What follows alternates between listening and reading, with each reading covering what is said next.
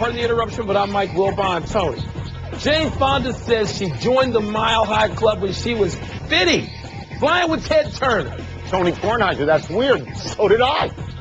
Okay, one thing comes to my mind here. Yeah.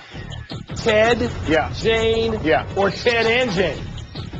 You know, it's hard to remember because I take so much Xanax to get on an airplane. It's really actually hard to remember. I can vouch for that. I can vouch for the amount of Xanax you take because I think I've handed it to you. I saw Jane Fonda at the White House Correspondents' Dinner, and great, the way she said hi to me indicated, welcome to PTI, boys and girls. She did look great. In today's episode, the Bulls eat it. Roger Goodell puts himself in the hot seat, and Zach Mettenberger wants to fight Marcus Mariota to the death. But we begin today with the Rockets' stunning comeback last night in Los Angeles, charging from 19 points down with under 3 minutes left in the third quarter and running away from the Clippers. Wilbon, you have repeatedly called the Rockets dogs. Played like dogs. Dogs. What do you think about them now? They didn't last night.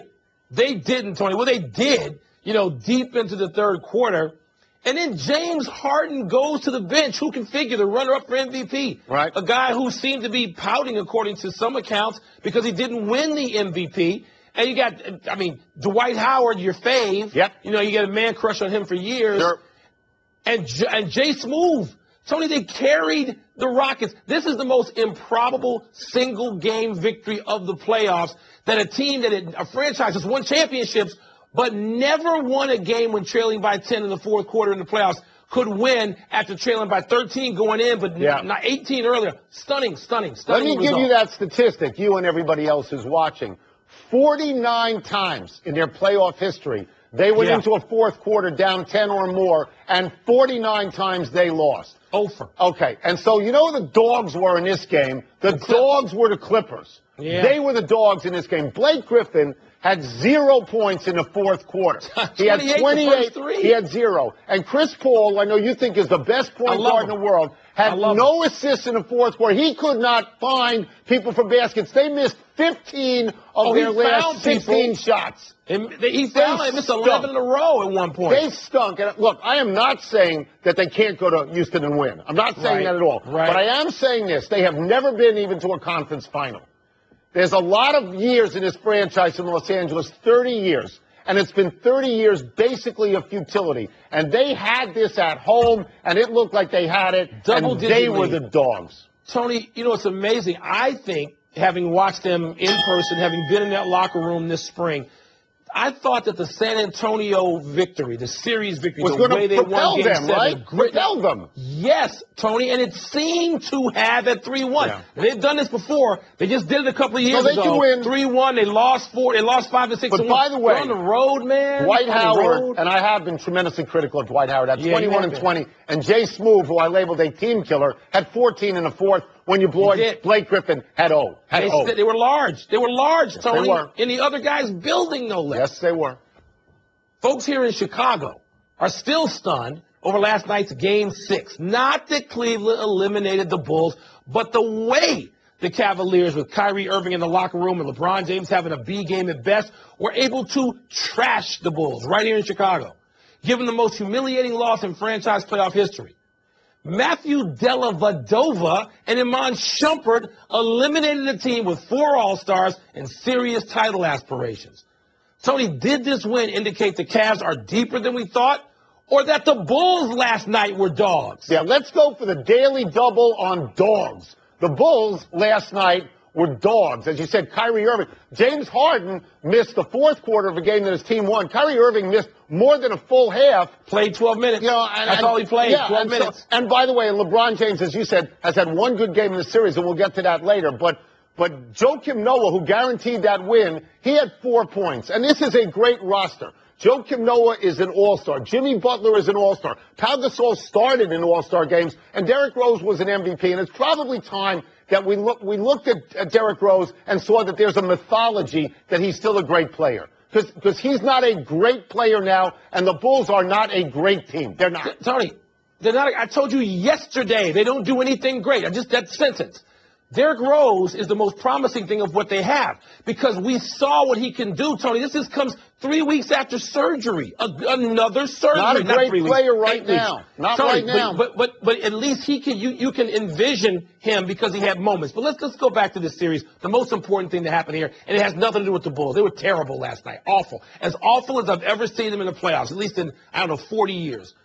Tony, what really happened here is LeBron James is now the basketball what Michael Jordan was in this way. I'm going to confine. That's you. You never said that. You would say, stop it, don't put him in the same sentence. And listen, and let me finish what I'm saying. Please, I'm all ears. In the way that guys like Judd Bushler and Bobby Hansen could come off the Bulls bench and play huge in playoff games with Michael Jordan, now LeBron James, whether you are Matthew Dellavedova, the confidence he has, Tony, is like he can take his superpowers and it rubs off on them. Iman Shumpert, Nico Mirotic threw down a West Side dude on the floor on the west side of Chicago. This is really stupid. And Iman Shumpert ignited that team in his backyard with his family and friends there. But LeBron he empowers them. He emboldens them. It's LeBron James. You know what? He had to empower them because other than the game, in Game 5, when he was great and shot 14 for 24, how do you like these numbers? 47 for 129 or 36%, and from 3, 2 of 23.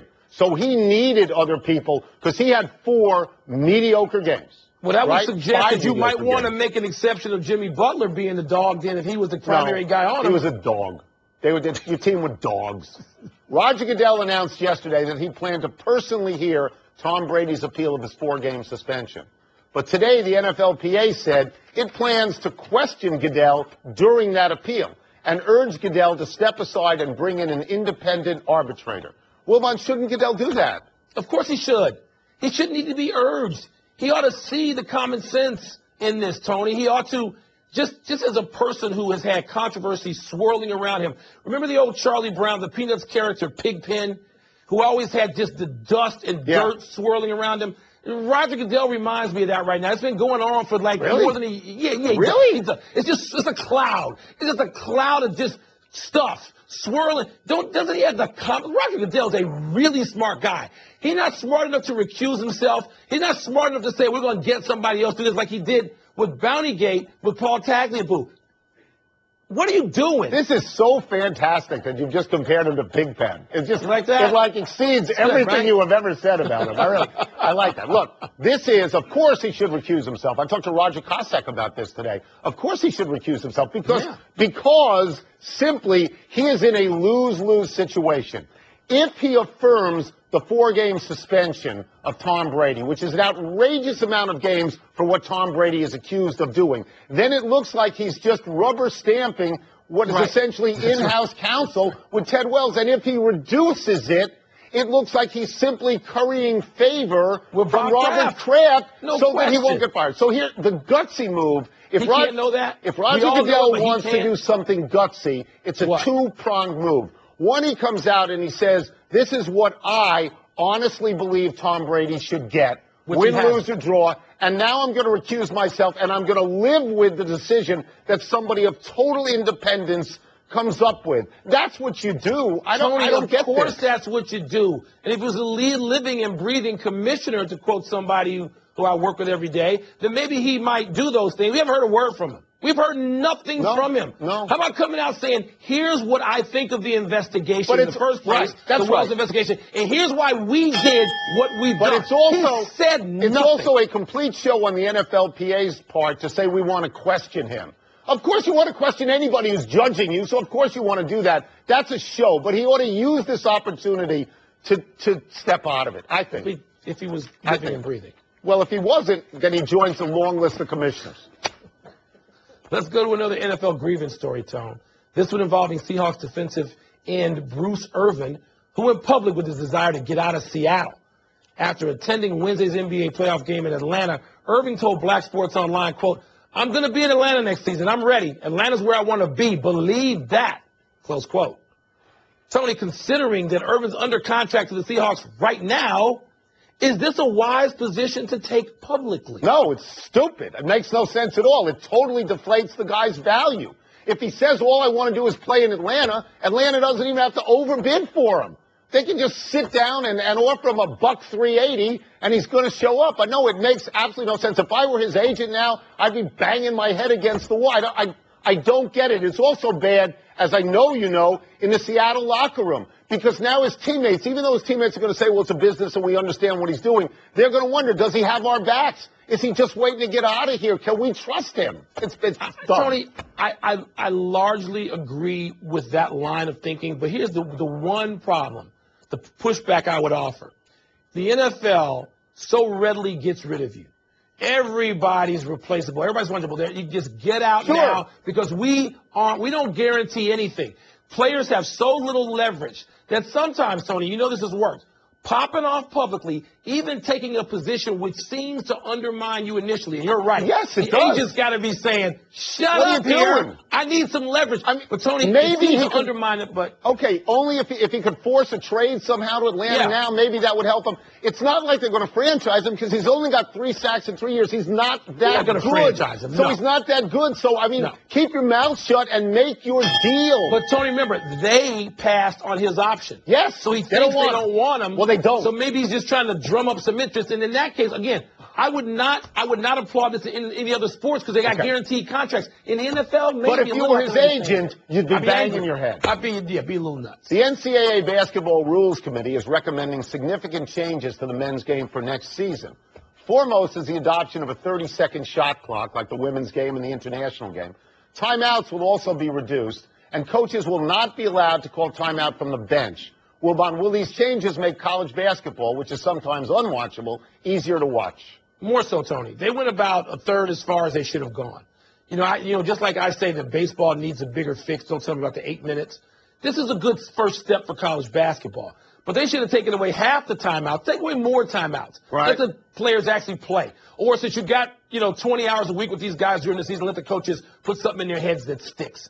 And so they could have done that. I like, Tony, getting rid of the double timeout. So you don't have a team taking a timeout and then getting the TV timeout. Like at 8:20, a team takes one, and you get the automatic under 8. Get rid of that. There'll be some flow to the game. I like the changes. They just didn't go far enough. Do you like 30 seconds, or would you rather see 24, like the NBA? I'd rather see 24, but it's a good move. Yeah. I mean, I think anything you can do to speed up the game so that the last 2 minutes of the game, and you have this in the NBA and you have this in the NCAA, the last 2 minutes of the game can sometimes take 20 minutes. If you can shorten that and make it exciting, because the overriding factor ought to be this. If you're going to be on television, make it an entertaining television show. The NCAA tournament is bulletproof. Everybody loves it. But the regular season seems to drag on. Scoring is down to record low levels. It is. Put offense back in basketball. I don't know that they have addressed that. Compress the timeouts. I mean, you just can't have 20 minutes for the last 2 minutes. It's Tony, insane. There's too many of them. There are too many. There's still too many timeouts. And too much focus on coaches looking at cameras. You know what? I think you might have convinced me going all the way to 24 would have been better than taking an intermediate step. I think I'm going to go with you on that one. Let's take a break, but coming up, will your boy Paul Pierce do something cocky tonight against the Hawks? I certainly hope so. And Mitt Romney gets ready to step into the ring with Evander Holyfield. Shouldn't Evander throw just one good hard punch? Just one. Geico presents Strange Savings Stories. Astronomers detected an interstellar transmission. It stated, Geico, 15 minutes could save you 15% or more. The implications were staggering. Was the cosmos telling us we could all save hundreds on car insurance with Geico? Or did their radar merely pick up a signal from the nearby Rufus and Clyde's morning show? We may never know. Geico. 15 minutes could save you 15% or more on car insurance. Welcome back to the PTI Psychic Hotline. Emphasis on hot, baby. Let's get the first call. Hey, fellas. It's Anthony. Do you see Paul Pierce doing something cocky tonight? This is like asking me if the sun is going to come up tomorrow morning. Paul Pierce has spent his entire career affirming Paul Pierce. He wouldn't be quiet if he was alone on a desert island. When he hit the game winner, right, Mike, in Game 3, they said, did you call bank? And he said, I called game. When he thought he hit the game winner the other night, he said series. I mean, that's who he is. Of course he will do something cocky. And who he is has fueled the Wizards. The Wizards didn't have any particular confidence. when they started this postseason. Paul Pierce gave them this. Paul Pierce did more than challenge the city of Toronto and Raptors. He challenged Wall and Beal, his backcourt, his young backcourt teammates, and they have responded. Everything Paul Pierce has done in these playoffs has had a purpose, and it's worked. And you know what, Tony? He did hit the shot. And it would be series if the Wizards had been able to get a rebound away from Al Horford. So Paul Pierce has done his part. He better keep being cocky. I'd be disappointed if he wasn't. Next. Hi, Tony and Mike. It's Alfie. How many threes do you see the Warriors hitting tonight? Okay, let us review what they have so far. Let me read this. 13, 6, 6, 14, and 14. So the average is just about 11. This game is in Memphis. Memphis is in a must-win situation. Tony Allen, the great defensive player, says he's going to be back for this game. The smart money will be on a low number, but I have looked into the future. I'm going high. I'm going 13, and every time they're in the teens, they win.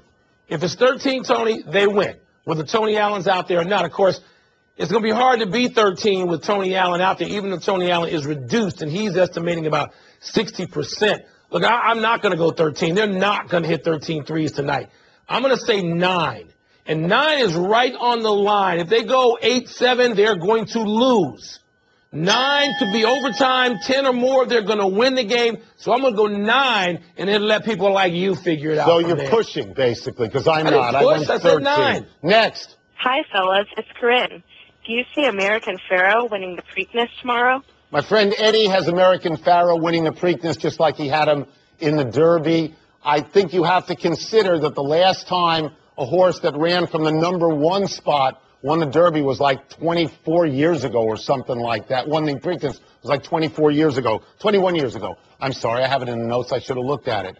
Our friend Pat Forty thinks the horse will win, but will not win the Belmont. His jockey whipped him like crazy the last time, 32 times. I think he holds back. I look into the future. I see Dortmund winning. Tony, I see none of this mattering, just like Bob Baffert. Baffert says nobody even cares about the Triple Crown. He didn't care about the Triple Crown. Really? He thinks 19 million people watch and the a Derby. New Yorker obsession. That qualifies you in both cases. That's right. That's right. It doesn't matter, Tony. You know what? Does matter. Yes, this horse will win the race and then get punked at the Belmont. That's right. Which would, serve you right. That's what Pat Forty says. That wouldn't serve me right. Next. Hey, fellas. Do you foresee Mitt Romney or Vander Holyfield getting any good punches on each other tonight? Okay, this is a 3-round exhibition match in Salt Lake City tonight, and it is done for charity. Mitt Romney at 68 years old looks great. He looks absolutely fabulous. But he's not going to get in any real shots on Evander Holyfield because he's too nice a guy. And Evander Holyfield's not going to hit him clean because if he does, he's going to kill him. Mitt Romney is lucky he's not in there with Mike Tyson.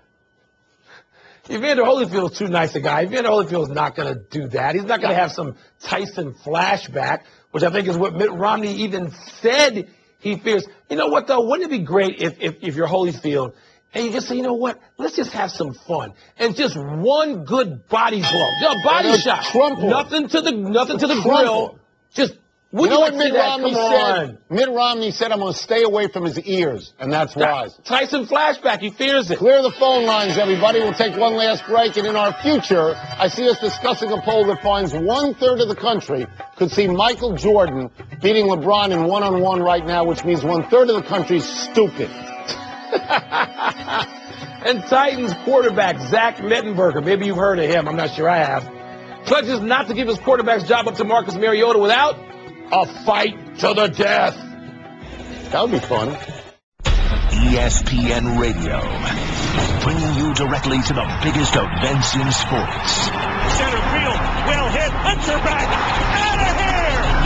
From opening day of baseball, throw to the plate, safe at the plate, right through the World Series. For the 3rd time in 5 seasons, the San Francisco Giants are the champions of the baseball world. Whether it's LeBron, Chris Paul, or Kevin Durant, when the NBA tips off, ESPN Radio is right there when a champion is crowned. We have a new world champion. The San Antonio Spurs are the world champions. And when the magic of bowl season arrives, ESPN Radio is your home for the new college football playoff. The college football playoff first national champion, the Ohio State Miami Buckeyes. The biggest events in sports can be found right here on ESPN Radio. Send one. Happy time, people. Happy 62nd birthday, George Brett.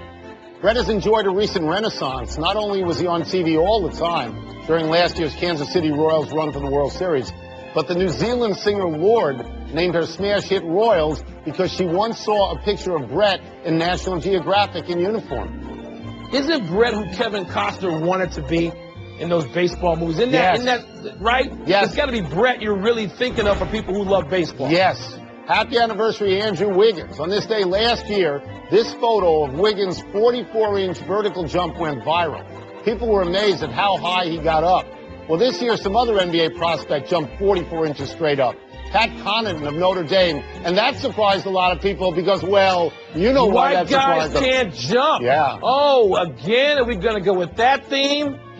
Yes, we are. Combine, Tony, you should come join me. I'm going over there in a few minutes. God deliver us from the Combine. Happy trails to the Rockies' 11-game losing streak.